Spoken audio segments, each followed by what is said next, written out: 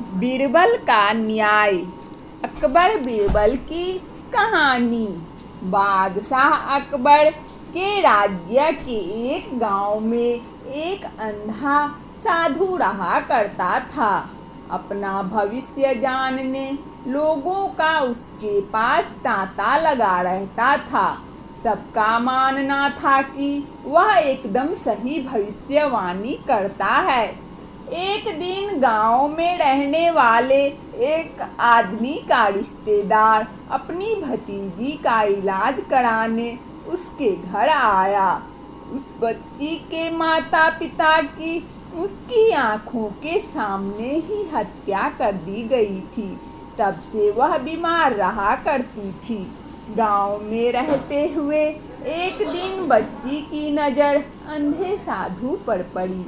उसे देखते ही वह चीख पड़ी, इसने अम्मी अब्बू को मारा है। बच्ची के इस इल्जाम पर अंधा साधु नाराज हो गया। उसने उसके रिश्तेदारों को कहा, मुझ अंधे पर ये कैसा इल्जाम लगा रही है, तुम्हें इसे समझाना चाहिए। साधु से माफ़ी मांगकर बच्ची के रिश्तेदार घर चले आए। घर पर बच्ची पूरे दिन रोती रही और यही कहती रही कि वह साधु ही उसके माता पिता का हत्यारा है। आखिरकार सबको उसकी बात पर यकीन आ ही गया और उन्होंने तय किया कि वे उस संबंध में बीरबल से मदद मांगेंगे। वे बीरबल के पास पहुँचे और उसे पूरी बात बता दी। पूरी बात जानकर बीरबल बोला, आप लोग बादशाह अकबर के दरबार में जाकर इंतजार करो, मैं कुछ देर में आता हूँ। उन्होंने वैसा ही किया। इधर बीरबल ने अंधे साधु को भी अकबर के दरबार में आमंत्रित कर लिया।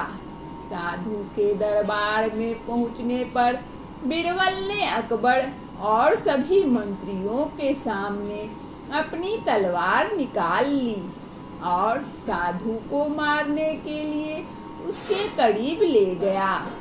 यह देख साधु घबरा गया और उसने अपने कपड़ों के पीछे छुपाकर रखी तलवार निकाल ली। बीरबल समझ गया कि साधु अंधा नहीं है, बल्कि वह अंधा होने का दिखावा कर रहा है। उसने सारा माजरा अकबर को बताया और बच्ची को न्याय दिलाने की गुजारिश अकबर से की।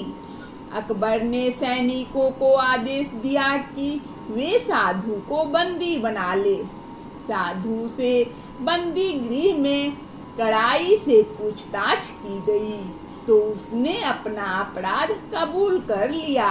उसे फांसी की सजा सुनाई गई। इस तरह बीरबल की सूझबूझ से बच्ची को न्याय मिल सका। वंदना स्टोरी चैनल में इस कहानी को सुनने के लिए आप सभी श्रोताओं को बहुत बहुत धन्यवाद। यदि हमारा कहानी अच्छा लगा हो तो कृपया लाइक और सब्सक्राइब अवश्य करें ताकि नोटिफिकेशन सबसे पहले आपको मिले। धन्यवाद।